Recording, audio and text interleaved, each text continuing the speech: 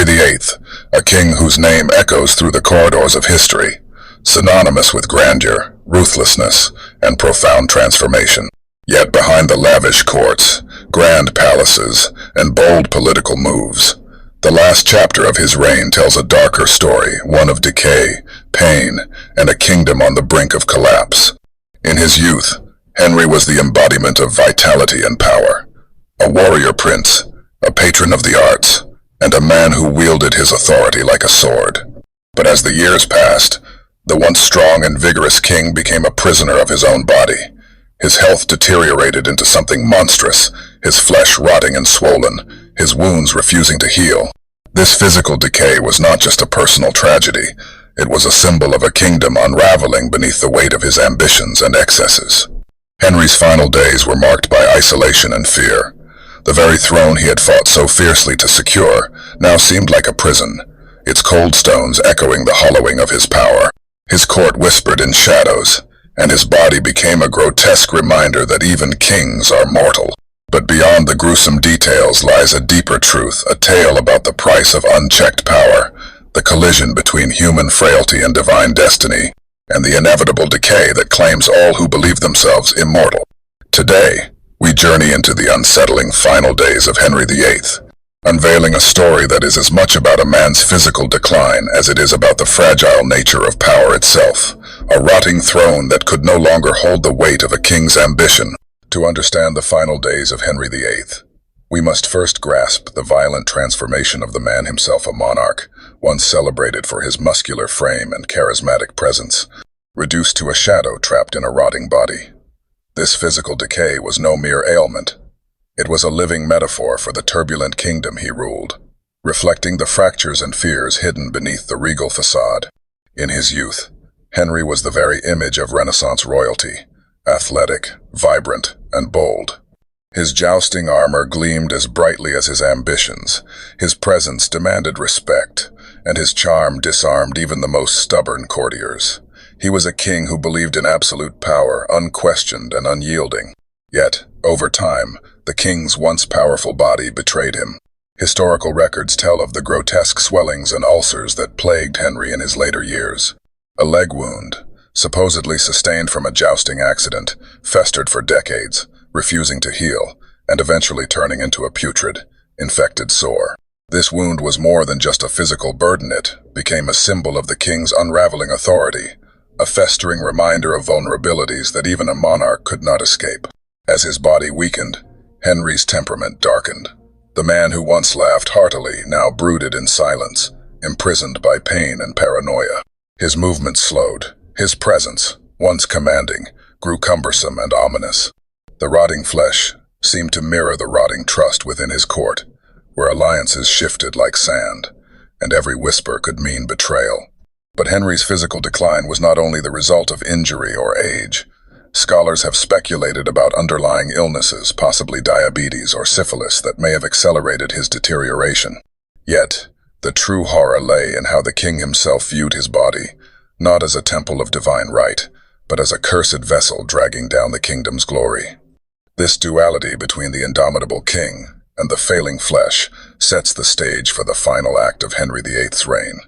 It is a stark reminder that even the most formidable power is bound by the fragility of human life. His body, once the instrument of dominance, became a prison of decay, echoing the ominous twilight of a dynasty on the edge of ruin. As Henry VIII's body withered, the palace walls seemed to close in with a sinister weight. The once vibrant court, alive with music, celebration, and grand displays of royal power, had transformed into a labyrinth of suspicion and whispered conspiracies. The king's failing health did not simply weaken his body, it fractured the very heart of English governance, plunging the realm into a shadowy world where loyalty was scarce and betrayal lurked behind every smile. In these final years, Henry's court was a stage of relentless political intrigue. Nobles jockeyed for position, eager to gain favor with a king whose moods could shift as unpredictably as the weather. Those closest to Henry, his advisors, courtiers, and even his children found themselves walking a dangerous tightrope. The once celebrated king, known for his charisma and authority, had grown into a tyrant ruled by fear. The king's paranoia manifested in brutal purges and arrests, Trusted allies became enemies overnight, victims of accusations that often held little truth but carried deadly consequences. Men like Thomas Cromwell, once the king's right hand, met a swift and tragic end, their heads severed on the executioner's block. These executions were not just acts of punishment, they were signals, terrifying warnings that no one was safe from Henry's wrath. Yet, beyond the political chaos, a deeper emotional torment haunted the court. Henry's marriages, once grand alliances meant to secure England's future, had turned into tragic sagas of love, loss, and ruthless ambition.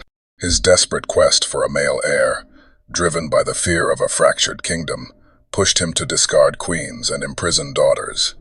Each failed marriage added another crack to the king's crumbling legacy.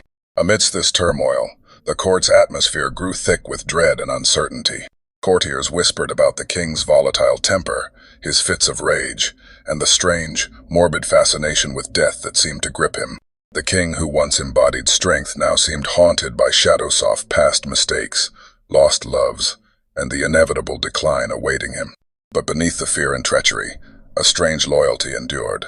Some courtiers clung desperately to Henry's fading favor, hoping to salvage their own fortunes before the rot consumed everything. Others plotted quietly, waiting for the moment when the throne would be truly up for grabs. This court of shadows was a kingdom teetering on the brink where the power struggles and personal vendettas of a dying king set the stage for monumental change. The fragile veneer of Henry's reign was cracking, revealing a realm vulnerable to upheaval and transformation. As the years pressed on, Henry VIII's body became a cruel reflection of the kingdom he ruled in, strong and vibrant, now grotesquely warped by excess and neglect. His massive frame, swollen by obesity and ravaged by disease, betrayed the relentless hunger for power that had defined his reign. The rotting throne was no longer just a metaphor. It was a living testament to a king imprisoned in a failing shell. Chronic ulcers and infections festered on his legs, turning into ghastly wounds that refused to heal. The court whispered of the unbearable stench that clung to the king, a foul reminder of mortality invading the sacred halls of Westminster. Despite doctors' efforts, Henry's health declined inexorably, dragging his mind into the shadows of despair and rage. Yet, even as his body betrayed him, Henry's will remained ironclad. His determination to control every aspect of his kingdom sharpened, fueled by paranoia and the growing fear of losing his crown. The once magnetic king had become a tyrant ruled by pain, suspicion, and an unyielding desire to secure his legacy at any cost. Around him, the court grew restless and fractured. Factions formed like cracks in the ancient stone, each vying for influence over the ailing monarch. Henry's final years were marred by betrayal and ruthless power plays, with courtiers and nobles desperate to shape the future of England in his stead. But the most poignant decay was not physical or political, it was deeply personal. Henry's marriages, once sources of strength and alliance, had become tragic monuments to failure and heartbreak. The violent dissolution of his unions left scars not only on his wives but on the very soul of the nation. His daughters, Mary and Elizabeth, lived under the looming shadow of their father's wrath and broken promises, their futures uncertain in a kingdom teetering on the edge of transformation. Henry's obsession with a male heir had rewritten history's course, leading to turmoil that would echo long after his death. In these final days, the king was a man haunted by his own contradictions, a warrior and a tyrant, a lover and a destroyer, a sovereign whose power was both absolute and fragile. The rotting throne beneath him symbolized the tragic decay of an era, poised on the cusp of profound change. As Henry's end drew near, the world watched in uneasy silence, awaiting the moment when a kingdom would be forced to confront the legacy of its most notorious monarch. Henry VIII's twilight years were shadowed by a relentless struggle not only against his failing body but against the uncertain future of the empire he had forged through blood, fire, and relentless ambition. The kingdom he ruled was a fragile mosaic of alliances, faith, and fractured loyalties, held together only by the iron grip of a monarch who was slowly slipping away.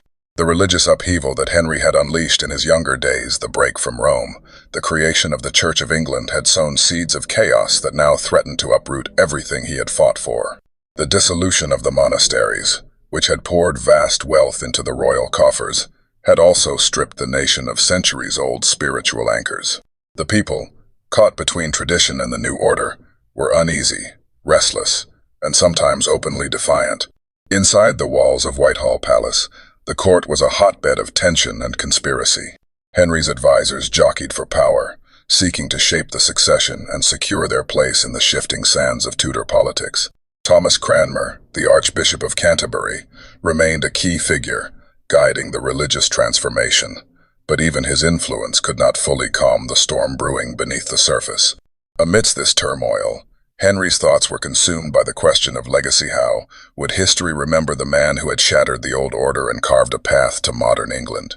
Would he be remembered as a visionary king, a tyrant, or a tragic figure undone by his own hubris? The king's relationships with his children, especially Mary and Elizabeth, were fraught with tension and unresolved pain. Mary Tudor, a devout Catholic, viewed her father's religious reforms as a personal betrayal. Elizabeth, on the other hand, was poised between worlds, educated in the new faith, yet deeply aware of the shadows cast by her father's actions. The future monarch was still uncertain.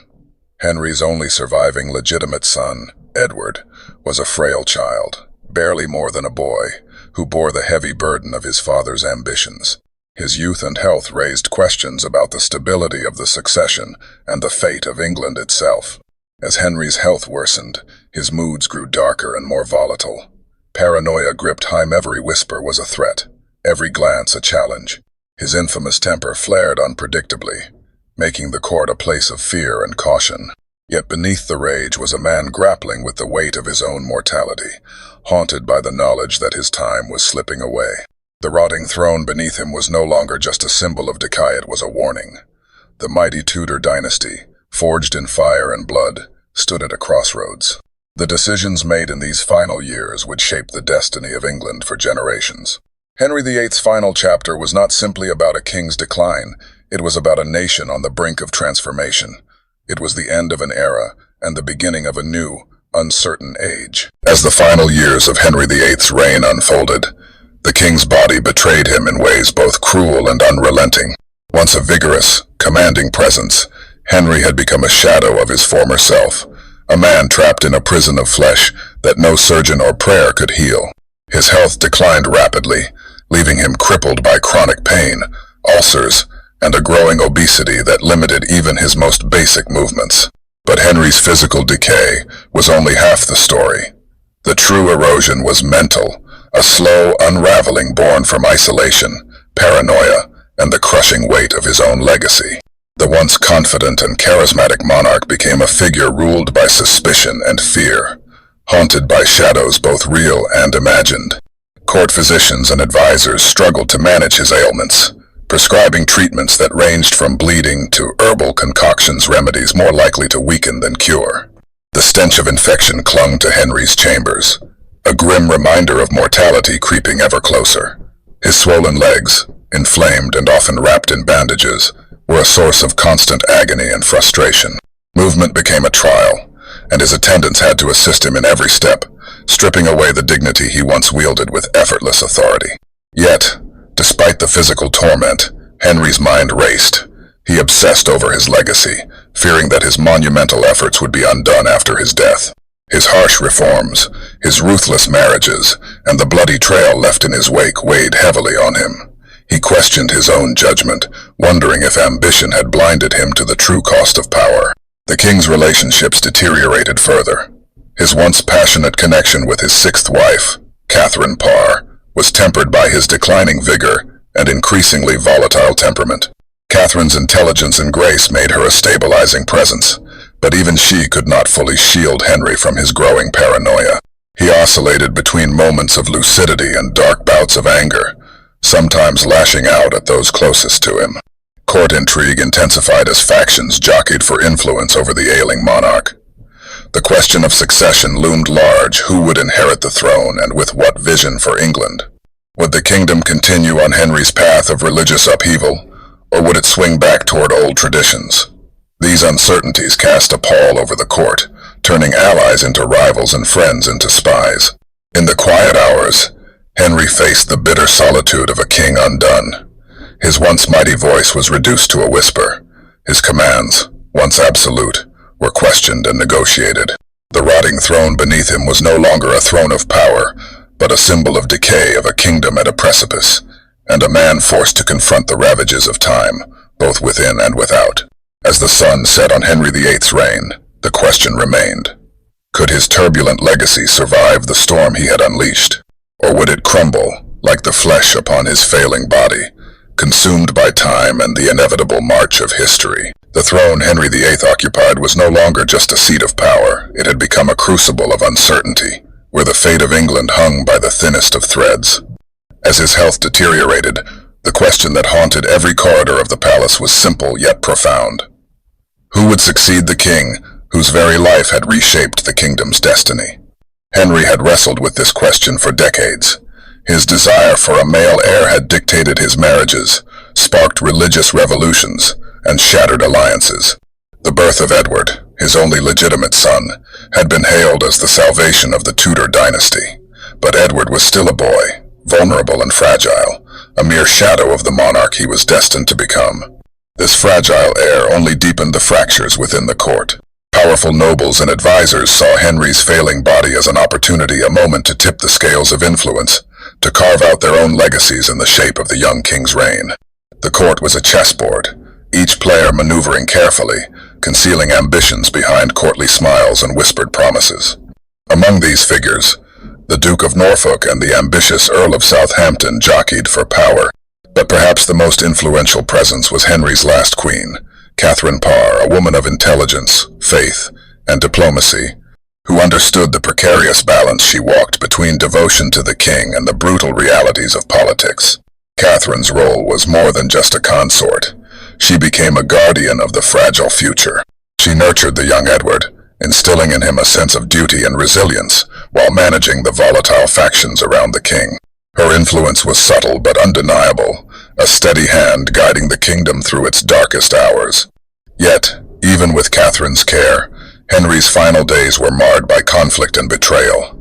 The king's paranoia fed on rumors, whispers of conspiracies and plots that may or may not have existed. Old wounds with his daughters, Mary and Elizabeth, reopened, revealing the deep scars left by years of political and personal strife. Mary, staunchly Catholic and embittered by her status as a princess illegitimate, watched the succession question with wary eyes. Elizabeth, clever and cautious, positioned herself quietly, waiting for her moment in the sun. Both daughters represented competing visions for England's future, a future clouded by religious tension and the unresolved consequences of their father's break with Rome. As Henry's body weakened, the kingdom braced itself for the inevitable transition. The rotting throne was more than a physical decay. It symbolized the unraveling of an era defined by power, faith, and the unyielding will of a king who changed the course of history forever. The final chapter of Henry VIII's reign was not just about the fall of a monarch, but the birth pangs of a New England uncertain, divided, and desperate for stability. The throne waited silently, a stark reminder that even the mightiest can be undone by time, and that legacy, like flesh, is fragile and fleeting. The final days of Henry VIII were a slow unraveling, a brutal descent from the peak of power to the fragile edge of mortality. His once mighty frame was now a prison of swollen limbs and festering wounds, a physical manifestation of a reign that had both shaped and shattered England's destiny. Yet, in those last moments, the king's mind remained sharp enough to understand the weight of his own impending death, the moment when the rotting throne would pass on to another. The court hushed as the king's condition worsened. Servants whispered prayers, doctors offered remedies that could do little more than delay the inevitable. Outside the chamber, courtiers and nobles watched anxiously, their faces masks of ambition and fear. For them, Henry's death was not just a personal loss, but a seismic shift in the power structure, a fragile window opening for influence, control, and survival. But beyond the political calculations, something more profound lingered in the air, the fading presence of a man who had embodied the divine right of kings, a ruler who had believed himself ordained by God to remake the world in his image. Henry's reign was a testament to willpower and ruthlessness, but also to the loneliness that such power exacts. He had conquered enemies, toppled popes, and redefined faith itself, yet now, faced with death, all those triumphs seemed distant echoes. On the 28th of January, 1547, Henry VIII breathed his last. The final exhale was the closing of an epoch, one marked by religious upheaval, personal tragedy, and the violent forging of a nation's identity. His death was not just the fall of a king, but the end of an era where the monarch's will was law, and where the throne symbolized unchallengeable authority. The procession that followed was both grand and somber. Henry's body was carried to Windsor Castle, enshrined in a tomb that echoed with the paradox of his life, a king who demanded greatness, yet was bound by the frailty of flesh. The rotting throne would now be inherited by his 9-year-old son, Edward VI, the child born into the shadows of a father's tumultuous legacy. Edward's ascension brought hope, but also uncertainty. Would the kingdom remain united, or would the fragile threads of Henry's religious reforms and dynastic ambitions unravel under the weight of a child's reign? The question lingered, haunting the halls where Henry's ghost seemed to linger, a reminder that even the mightiest monarchs must eventually bow to fate. But Henry's death also marked the beginning of a new chapter, one where England would grapple with the consequences of his choices, the birth of Protestantism, the rise of powerful nobles, and the ever-present tension between crown and church. The rotting throne was not just a symbol of decay, but a crucible for transformation. In death, Henry VIII became both legend and cautionary tale, a man whose quest for power reshaped a nation, but whose final days revealed the inevitable fragility behind the crown's dazzling facade. His legacy, like the throne he left behind, was complex, part triumph, part tragedy, and forever etched into the story of England's rise and fall. Henry VIII's death was not an end, but a beginning, a transformation that rippled through England's history like a stone cast into still waters, creating waves that would reach far beyond his own lifetime. The rotting throne he left behind was more than a decayed seat of power. It was a symbol of the fragility beneath grandeur, the hidden rot beneath the glittering crown. Edward VI, his young son, inherited a kingdom on the edge, a kingdom divided by religion, ambition, and the scars of Henry's relentless reign. The boy king's reign was brief and turbulent, but his time on the throne was a direct consequence of Henry's monumental choices made from a place of iron will and ruthless pragmatism, yet shadowed by human frailty. The Tudor Dynasty, forged in fire and blood, had changed England forever. The splintering of the Catholic Church, the rise of Protestantism, the reshaping of political power, these were legacies born from Henry's reign. Yet, as with all great empires, the cracks beneath the surface would soon show. The rotting throne was a cautionary emblem. No matter the strength of a ruler, decay creeps silently and inevitably. But Henry's life and death also offer us a deeper lesson, hidden beneath the layers of history and spectacle. It is a tale about the price of absolute power and the loneliness it breeds. Behind the grand portraits and royal decrees was a man haunted by his own ambitions, crippled by his body, and facing the ultimate surrender that death demands. The king who once commanded armies and altered the course of nations was reduced to waiting, powerless, for his final breath. This paradox, power and vulnerability intertwined, is what makes Henry VIII's story timeless and deeply human. It invites us to reflect on the nature of authority, the cost of legacy, and the impermanence that awaits all who sit upon a throne, no matter how mighty. As the centuries have passed, the image of Henry VIII remains etched in our collective imagination, the larger-than-life monarch who reshaped history but whose throne quietly rotted beneath him. His final days are a haunting reminder. Even kings are mortal, and beneath every crown lies the shadow of decay. The rotting throne, then, is both a symbol and a mirror reflecting the inevitable decline that comes to all empires and the fragile humanity behind the mask of power. It asks us to look beyond the surface, to understand the hidden costs of ambition, and to confront the truths we often ignore about mortality and legacy. In the end, Henry VIII's story is not just about a king or a throne. It is a timeless narrative about the human condition, the eternal struggle between power and vulnerability, between legacy and oblivion. And it is a story that continues to echo through the corridors of history, reminding us that every reign, no matter how glorious, must eventually face its own twilight.